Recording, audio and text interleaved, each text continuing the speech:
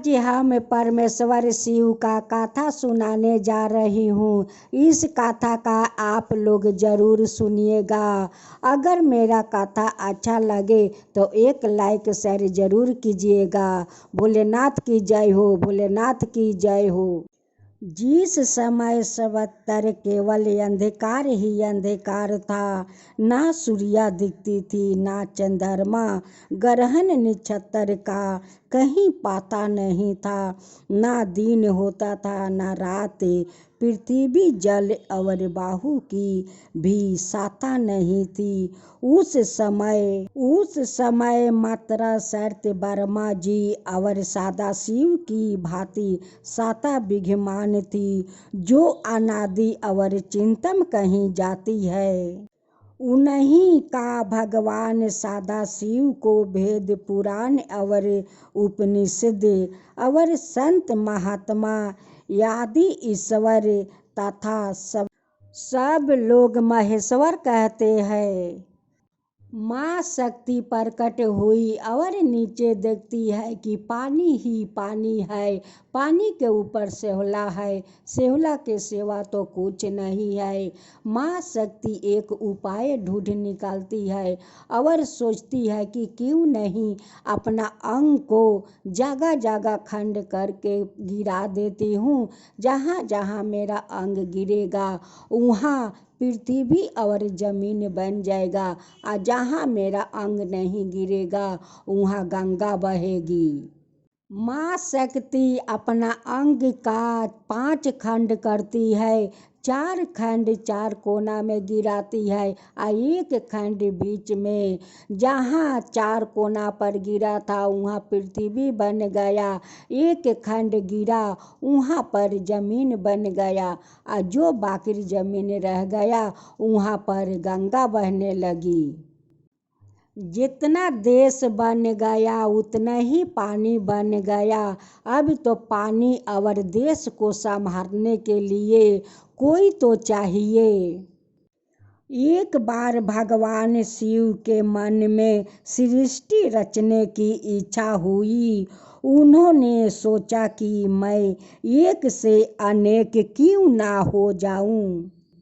यही विचार आते ही सबसे पहले परमेश्वर शिव ने अपनी पराशक्ति अंबिका को प्रकट किया और उनसे कहा कि हमें सृष्टि के लिए किसी दूसरे पुरुष का सृजन करना चाहिए, जिसके कंधे पर सृष्टि संचालन का महान भार रख कर हम आनंद पूर्वक विचार कर सके। ऐसा विचार करके शक्ति सहित परमेश्वर शिव ने अपने वाम अंग के 10वां भाग पर अमृत मल दिया। वहाँ से तत्काल एक दिव्य पुरुष प्रकट हुआ। उसका सुंदर अतुलनीय था, उसमें सत्यागुण की प्रधानता थी। वह प्रेम में शांत और अथाह सागर की तरह गंभीर था। रेशमी पीतांबर से उसके अंग की शोभित दोगुनित हो रही थी। उसके चारों हाथों में शंख चक्रो गदा और पैरदुम सुशोभित थे।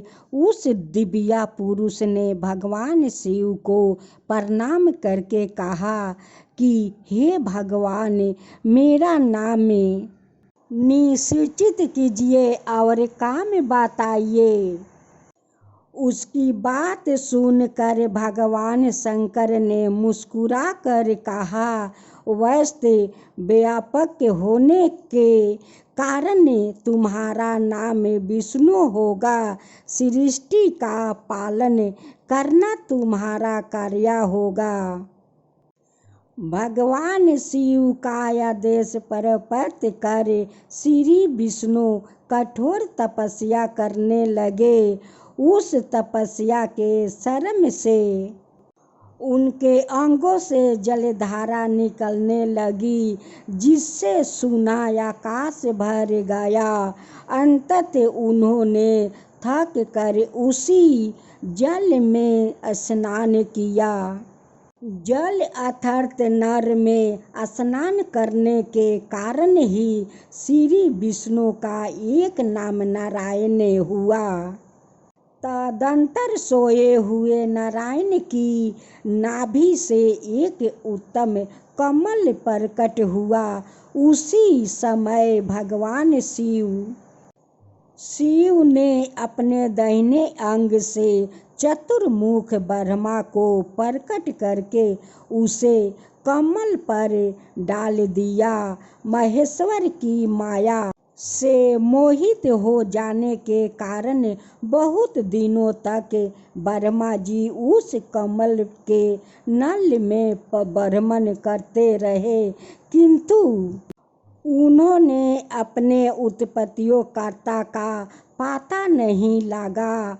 आकाशवाणी दूरा तप का आदेश मिलने पर ब्रह्मा जी ने अपने जन्मदाता के दर्शन 12 बरस तक कठोर तपस्या की।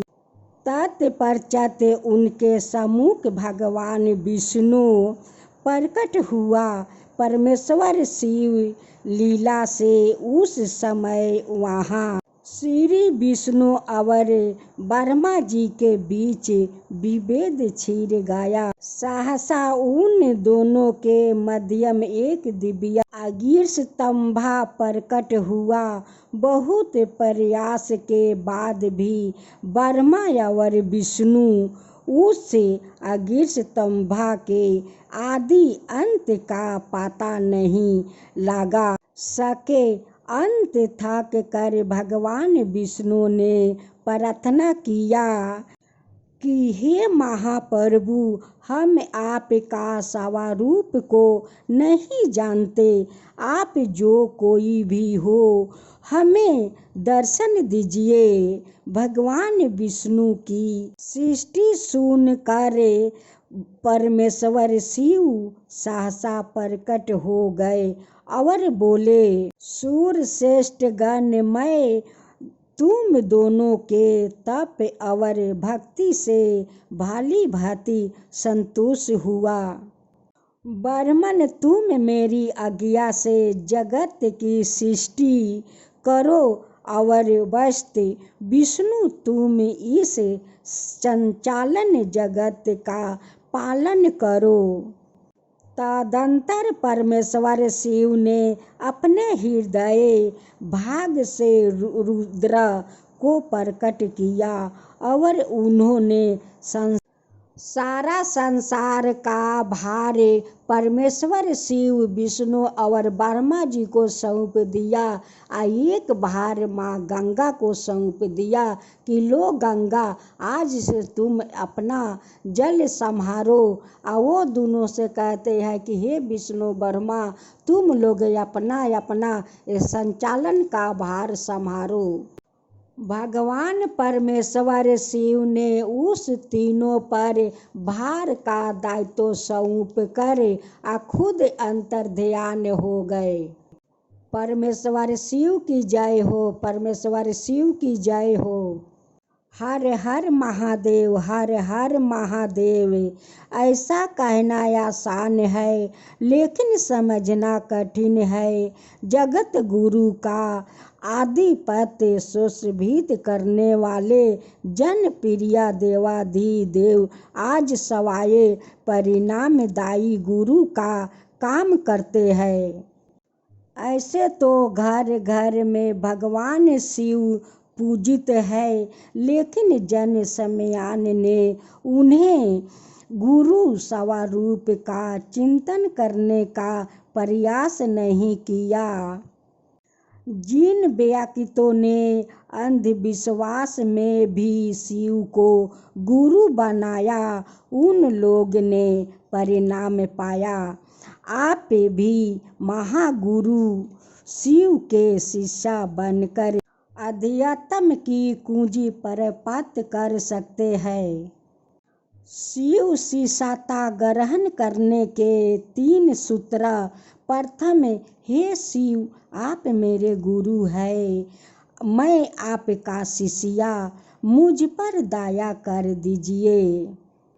रात्रि सोते समय एवं जागते समय कम से कम 5 बार मन ही मन बोले तृतीया शिव के गुरु स्वरूप की चर्चा सुने तथा अपने खाली एवं बेकार समय में शिव गुरु की चर्चा करे। तृतीया नमः शिवाय का जप 108 बार सुविधानुसार आवश्यक है। कलाई में 12 दाने रुद्राक्ष का कंगना पहने। यह आवश्यक नहीं है, लेकिन नए शिव शिष्य के शिव भाव में सहायक होने के साथ साथ स्वार्थ के दृष्टिकोण से लाभदायक है।